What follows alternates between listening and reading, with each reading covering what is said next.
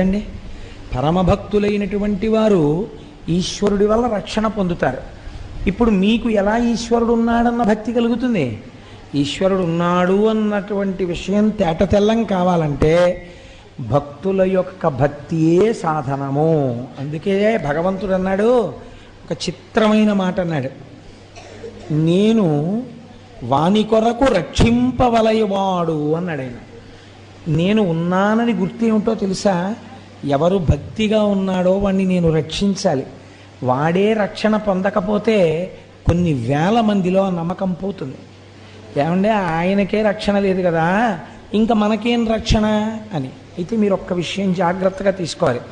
రక్షణ అంటే అది ఒక స్థాయికి వెళ్ళిన తర్వాత జ్ఞానం అయిపోతుంది. ఇప్పుడు ఈ జ్ఞానము స్థాయిలోకి భక్తుడు వెళ్ళిపోయిన తర్వాత మీకు ఆయన అందడిహ.